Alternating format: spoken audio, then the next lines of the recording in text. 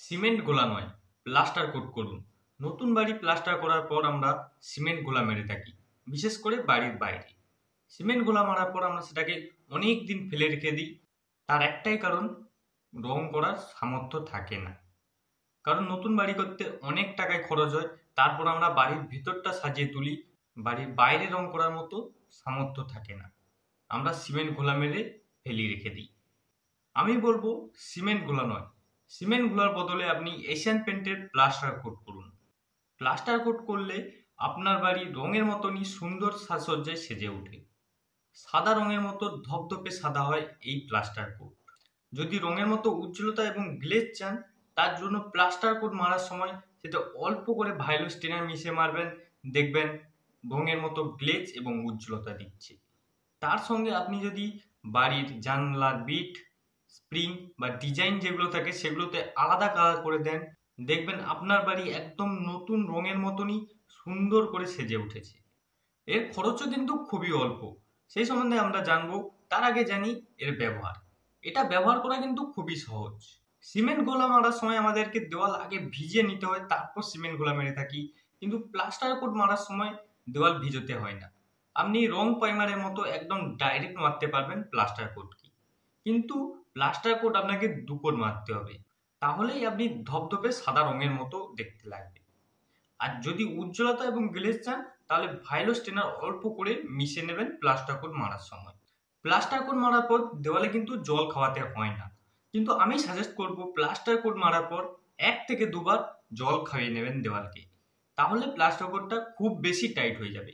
এমনিতেই plaster coat cement গোলার থেকেও বেশি টাইট, কিন্তু আপনি যদি জল খাইয়ে নেন তাহলে আরো বেশি টাইট হয়ে যাবে প্লাস্টার কোট।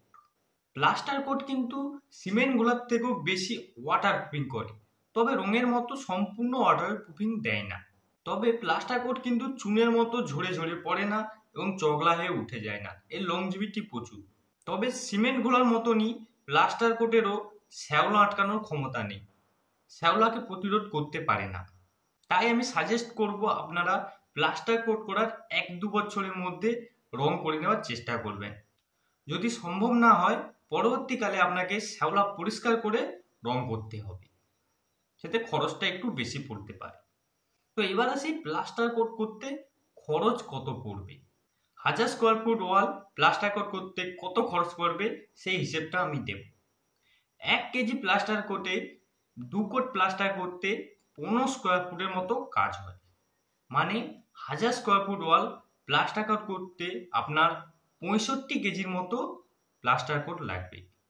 আর আমাদের এখানে প্লাস্টার কোটের দাম 1200 টাকা বস্তা। 40 কেজির বস্তা হয়ে থাকে, 40 কেজি প্লাস্টার কোটের দাম 1200 টাকা। যার পার কেজি হিসেব বের করলে 30 টাকা করে পার কেজি পড়বে। মানে 65 কেজি প্লাস্টার কোটের দাম তাহলে কত পড়বে? 65 কেজি প্লাস্টার কোটের দাম পড়বে আপনার 1950 টাকা, মানে 2000 টাকা।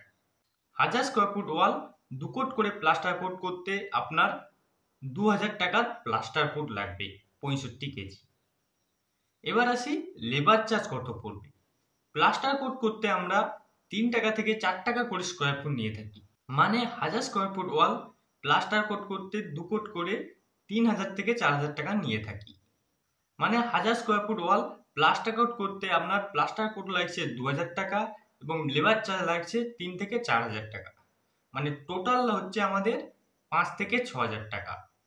1000 স্কোয়ার ফুট ওয়াল প্লাস্টার কোট করতে 2 কোট করে 5 থেকে 6000 টাকা করে খরচ পড়ছে।